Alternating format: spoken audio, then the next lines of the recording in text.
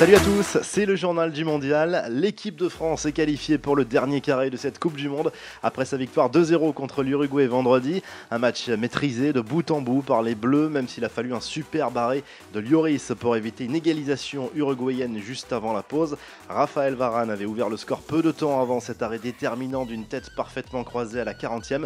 La deuxième période a été bien gérée par les Bleus également et Antoine Griezmann a doublé la mise sur une frappe flottante de 25 mètres et une grosse erreur de main bien sûr du gardien de l'Uruguay.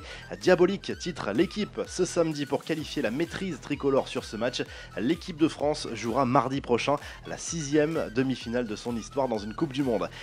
Et cette demi-finale se jouera à Saint-Pétersbourg mardi prochain contre la Belgique. Les Diables Rouges ont créé la sensation vendredi soir en éliminant le Brésil de buts à 1. L'un des plus grands exploits du football belge, même si cette victoire est amplement méritée. La Belgique a réalisé une première période de feu, ouverture du score de Fernandinho contre son camp à la 13e sur un corner tiré côté gauche par Chadli.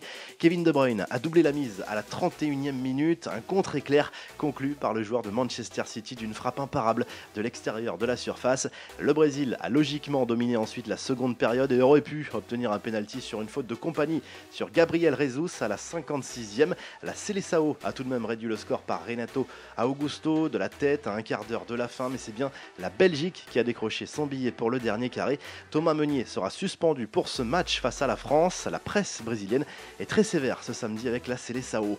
On passe au programme du jour. Les deux autres quarts de finale se jouent aujourd'hui. Suède-Angleterre à 16h, un duel qui s'annonce indécis entre une équipe scandinave solide et disciplinée et une équipe anglaise jeune et pleine d'enthousiasme.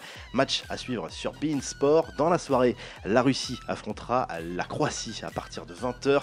La rencontre est codiffusée par TF1 et beIN Sport. Le pays organisateur qui a d'ores et déjà réussi son mondial rêve maintenant de se hisser dans le dernier carré. Pas d'avantage physique sur ce match puisque les deux pays se sont imposés au tir au but en 8e de finale. On termine avec ce détournement qui circule sur les réseaux sociaux depuis l'élimination du Brésil par la Belgique. On y voit le célèbre mannequin peace uriner sur Neymar. Pas sûr que les supporters brésiliens et le joueur du PSG trouvent ça franchement drôle. La défaite du Brésil a en revanche fait le bonheur des joueurs mexicains. On rappelle que Neymar avait déclaré que les joueurs de la Tri avaient trop parlé avant le 8e de finale contre la Seleção et pouvaient maintenant rentrer chez eux. Andrés Guardado a répondu à la star de la Seleção sur Instagram. Et maintenant, qui rentre à la maison, a écrit l'international mexicain qui a visiblement la rancune tenace. Bravo à Gaspard Souquier qui gagne le maillot mis en jeu pour le match Uruguay-France. Vous avez été très nombreux à participer, mais seulement 5 personnes ont trouvé le bon score et le bon buteur. Nous avons donc départagé les gagnants avec la minute du but. Gaspard avait pronostiqué la 37e, bravo à lui. Et rendez-vous à tous pour la demi-finale avec un nouveau maillot en jeu.